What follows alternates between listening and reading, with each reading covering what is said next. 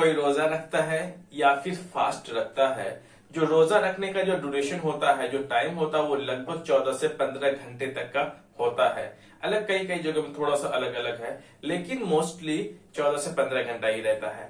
तो ऐसे में हमारे जिस्म में जब खाना बाहर से हमारे बॉडी के अंदर में जाना जब बंद हो जाता है, तो बॉडी को एनर्जी कहाँ से मिलती है? ऐसे ही सारे सवालों का जवाब लेकर के मैं नासिर हुसैन आप सबके बीच में हाजिर हूं। देखिए, जब भी बॉडी को एनर्जी 3 चीजों से मिलती है। जब हम खाते हैं, खाना वगैरह खाते हैं, तो हमें कार्बोहाइड्रेट मिलता है, एक चीज। दूसरी चीज जो इंसान के अंदर में, जो बॉडी में जो एनर्जी मिलती है, वो है फैट, जिसे हम चर्बी कहते हैं, और तीसरा वो है प्रोटीन। यही तीनों ऐसी चीज है जो कि हमारे जिस्म को एनर्जी देती है।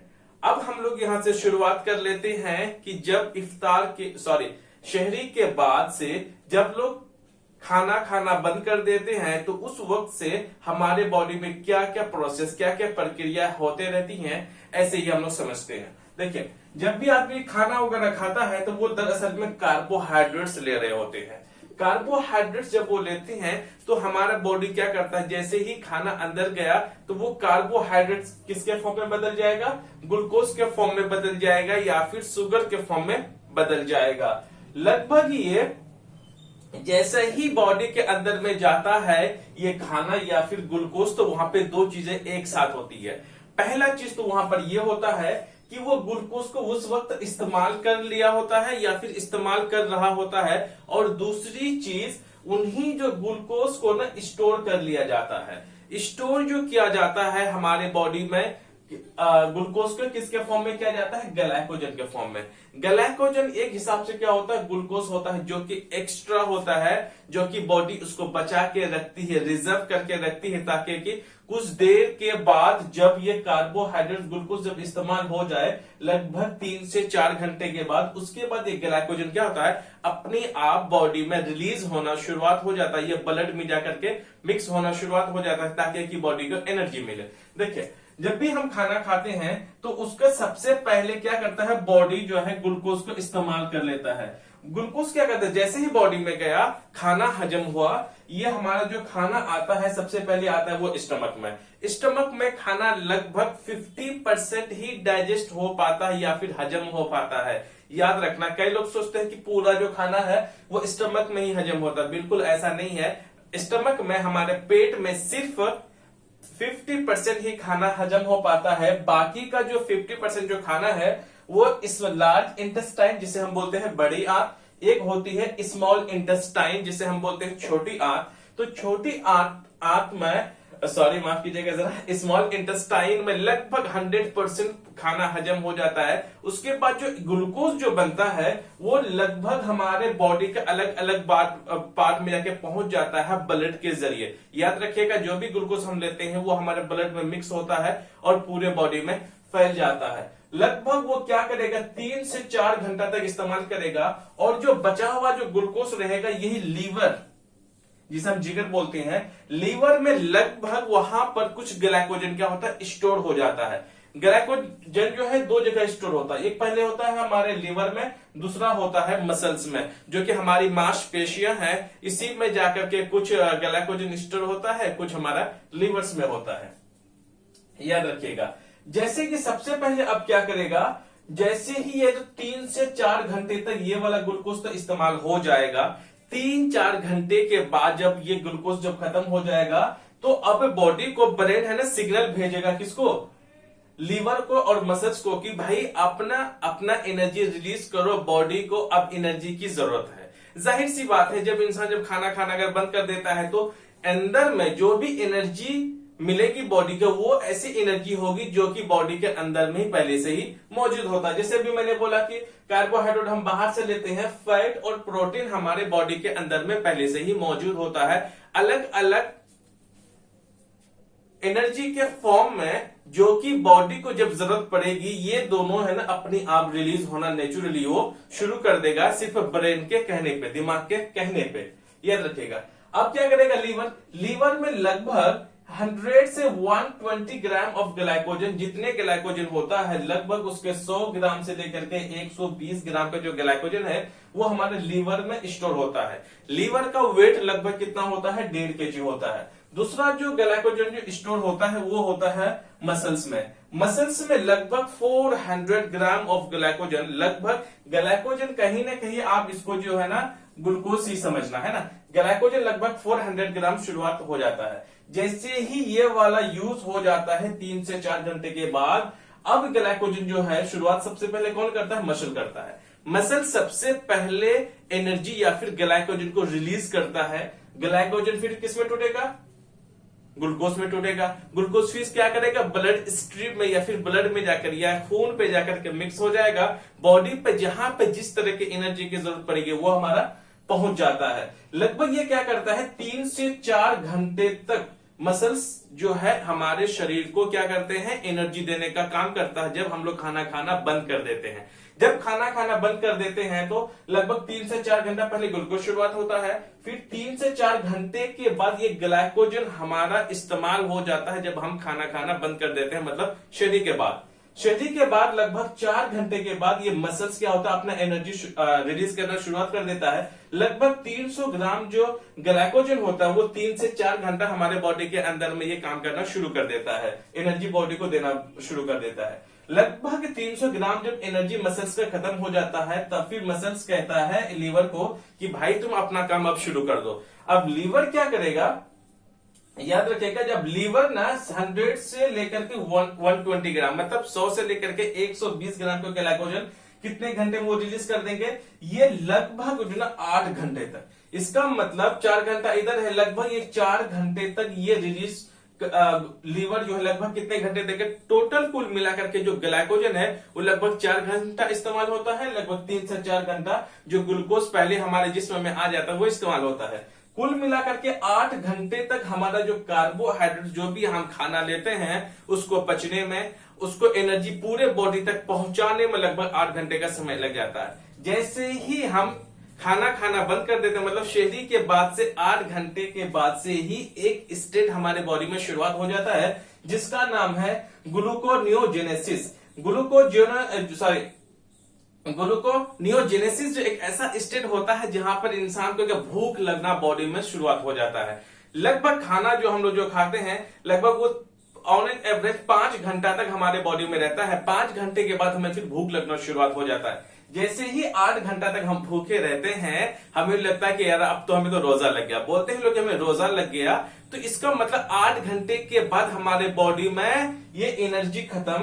तो ये ग्लूकोनो जो जेनेसिस है, ये ग्लूकोनियोजेनेसिस क्या करेगा, बॉडी के अंदर में नंबर ऑफ कैलोरीज को बढ़ा देगा, क्योंकि बॉडी को एक नियंत्रण एनर्जी चाहिए। जब एनर्जी यहां से खत्म हो गई है तो फिर ये क्या करेगा, इसको बढ़ाना शुरू कर देगा।